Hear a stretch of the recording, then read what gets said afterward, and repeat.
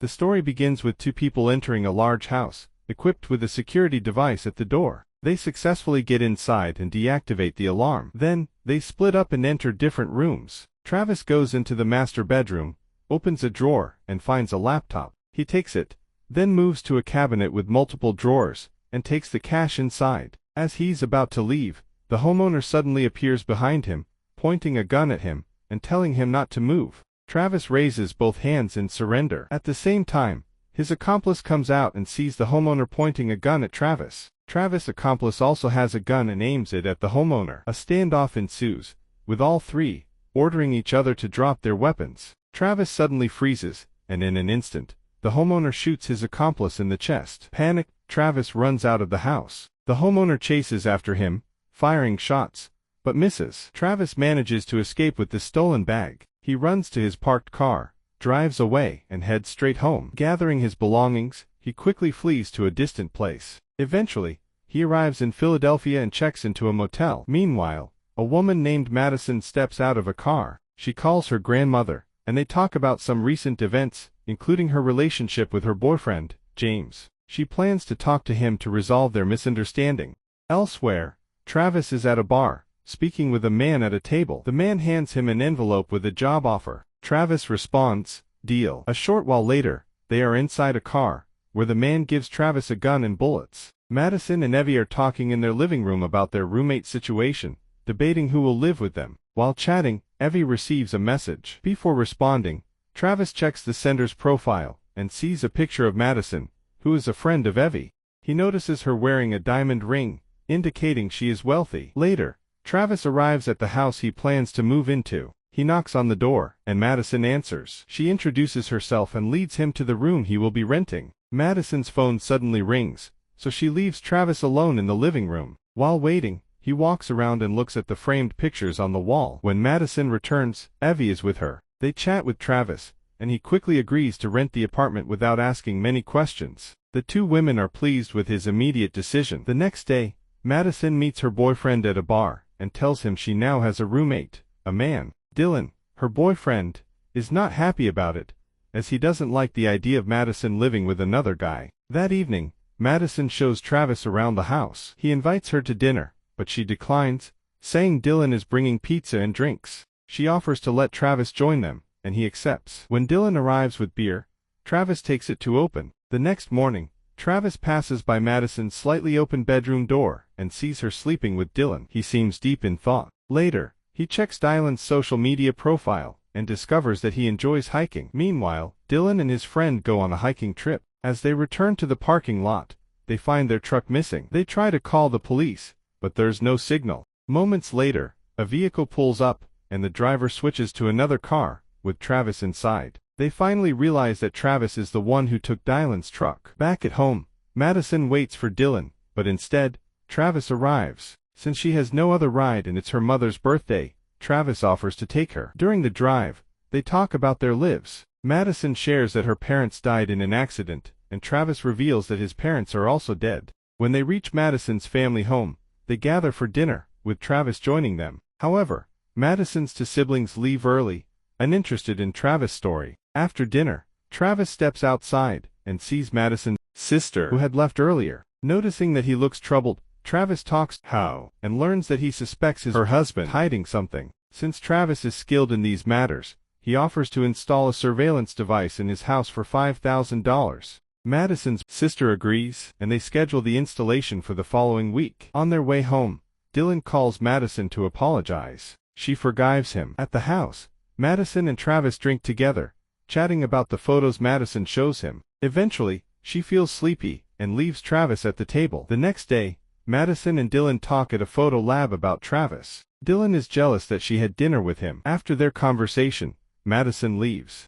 Meanwhile, Travis negotiates with Howard's trade for the plans and equipment he needs for a heist. He borrows money with interest as payment. Howard goes inside to retrieve Travis' requested items. While waiting, Travis notices an item on display, discreetly takes it, and slips it into his bag without Howard noticing. Back at home, Travis installs hidden cameras in every corner of her sister's house. A client had previously arranged for Travis to set up security cameras in their home. Evie hands Travis the agreed-upon payment of $5,000. He takes it and heads outside. There, Evie's friend passes by and gets introduced to Travis. She mentions that she also wants a security system installed in her house. When Travis got home, he found Madison sitting on the floor, writing. He handed her an instant camera that he had secretly taken from Howard's store as a gift. Madison liked it. Meanwhile, at Evie and her husband's house, they were talking while getting dressed for an event. As Evie was getting ready, she glanced at the hidden camera that Travis had installed. When Evie and her husband left, Travis entered their room while no one was there. He did this after seeing on the media that their family was wealthy. He took a picture from the wall inside Madison's room and edited something on the back. Afterward, he placed a hidden camera inside and put the picture back on the wall. Suddenly, Dylan arrived and saw Travis. He asked him what he was doing in Madison's room. Travis replied that he was looking for scissors. Dylan pointed to the kitchen, saying there were scissors there, so Travis left. Madison arrived while Dylan was waiting for her, carrying the flowers he was supposed to give her. Dylan told her what happened, which made Madison angry and jealous. She told Dylan that she needed some quiet time, so he left. Madison later spoke with Travis, apologizing for what happened earlier and explaining that he was jealous. Travis admitted that he and his girlfriend had broken up. Madison felt sad, and although Travis showed a bit of emotion, he invited her to eat and drink. They had a fun conversation, and Travis poured Madison a drink. He asked if her boyfriend treated her well. Madison didn't answer. She stood up, took their plates to the sink, and began washing them. Travis followed her, held her hand, and kissed it. They went to the room and gave in to their growing passion for each other. The next day, Travis went to Evie's neighbor, who also wanted security system installation. Jenny let him in and asked for recommendations. During their conversation, Jenny mentioned that she had a CCTV camera in her room where she kept her jewelry. Travis took notice, as if forming a plan for a robbery. Jenny led him into her room and pointed at the safety deposit box inside her closet, saying she wanted to install a CCTV camera there. She also showed interest in Travis. When he left, Jenny walked him out. Meanwhile, Dylan was inside his car, secretly watching Travis leave Jenny's house. He followed him until Travis stopped at Howard's store and paid for the CCTV equipment. Dylan confronted Travis about installing CCTV cameras in the neighborhood. Furious, Travis snapped, "Are you following me?" before walking away. Dylan stepped out of the store, but Travis called him back to explain. Dylan tried to get into Travis' car, but Travis noticed. Dylan stepped out of the vehicle to confront Travis, but Travis suddenly pointed a gun at him. He tied Dylan up, put him in the car, and took him to a secluded place with a staircase leading underground. Enraged, Evie threw her phone. That night, Madison and Travis had dinner again at their home. After eating, they kissed and went to the bedroom, continuing their intimacy. The next day,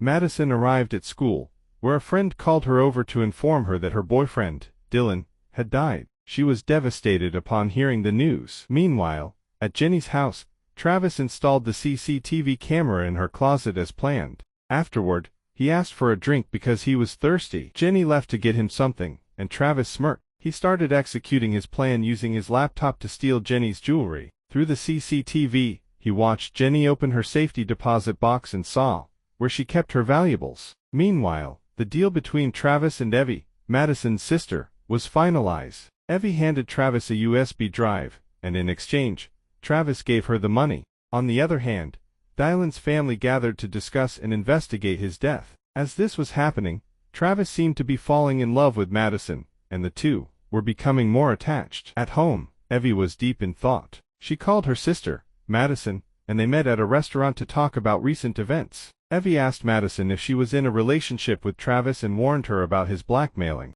She also spoke negatively about Travis, saying he was not a good person. Madison struggled to accept what she heard. Adding to the tension, she and her sister had not been on good terms since their parents passed away. Madison later visited Dylan's house and spoke with his sibling. She entered Dylan's room and was given a box containing some of his belongings. She was offered the chance to take something, and she chose a camera, one that Dylan had used when Travis kidnapped him. While driving, Dylan had secretly taken photos of Travis without his knowledge. There was also a cell phone that was handed to Madison, as it might contain evidence. When she turned it on, she found a message referencing Howard's pawn shop, making her suspicious of its connection. Meanwhile, at Jenny's house, Travis was monitoring his computer. He saw Jenny approaching the safety deposit box, entering the code, and revealing the jewelry. Excited, he muttered, I cannot wait until tomorrow. Madison, on the other hand, was at her photo lab, developing the pictures from Dylan's camera. One photo showed a man driving, though his face wasn't visible. Alarmed, she called her sister, Evie, and went to her house to show her the picture. However, it was too blurry to identify the driver. Madison also mentioned Howard's pawnshop, further raising their suspicions. Travis called Madison, but her sister answered, saying they were not together. This infuriated Travis, realizing that Madison was lying and that he had no idea what she was really up to. Madison and Evie went to the pawnshop, while Travis sat in his car outside, monitoring them. The sisters went inside to pawn a ring. They tried to ask Howard if he recognized the person in the photo, but he denied it. Madison stepped away for a moment, glanced around the display shelf, and spotted an instant camera, the same one Travis had given her. She noticed that it hadn't been paid for, and even Howard was unaware of it. As Madison and Evie left, Travis silently watched them. Afterward, Howard called Travis and scolded him about the two women asking questions at the pawnshop. Sensing potential trouble, Howard decided to end his business dealings with Travis, which only enraged him further. That night, Howard closed his pawnshop. As he walked outside, Travis was waiting in his car. In a flash, Travis got out, drew his gun, and shot Howard in the chest, killing him instantly. Meanwhile, Madison entered Travis' room and tried to open his laptop, but she couldn't access it because it was password protected. She searched through his documents and found a piece of paper. Upon hearing Travis arrive, she quickly hid the paper in her pocket. When Travis entered, Madison pretended that she was just getting a USB cable for her phone. Before she left, Travis hugged her. Madison remained calm while Travis offered to take her on a vacation to Brazil. He kept persuading her, but Madison said she preferred to stay for now, and maybe they could go next summer. Travis agreed. As soon as Travis left, Madison hurriedly opened his laptop and successfully entered the correct password. However, she was unaware that Travis was monitoring her from his room. Growing suspicious, Travis called Madison's sister to ask what she had discovered. Meanwhile, Travis returned to Madison's room and asked if she had noticed anything unusual. Madison remained composed and simply said that she had just called her sister.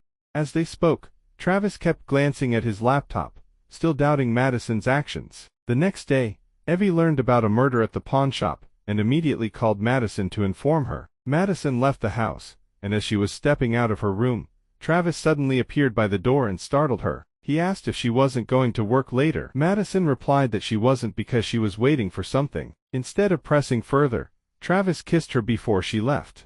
Once Madison was gone, Travis quickly entered her room and searched through her drawers, looking for the piece of paper he had previously seen her holding. Meanwhile, Jenny was packing her clothes and preparing to leave, unaware that Travis was monitoring her. As soon as Jenny left, Travis rushed to her house, using the security code to enter through the back. At the same time, Evie noticed flashing lights from Jenny's second-floor window and immediately called 911 to report a break-in. Inside, Travis had already accessed the room where the safe was located. He opened it and took all the jewelry and money inside. The police arrived at Jenny's house, but Travis was too preoccupied with stealing the valuables to notice. The officers rang the doorbell and called out for someone to open the door, but he ignored them. When he checked his phone, he saw two policemen standing outside. After a few moments, the police left. Evie called Madison to update her on what had happened. When Madison arrived home, she immediately went to Travis' room and opened his suitcase. Inside,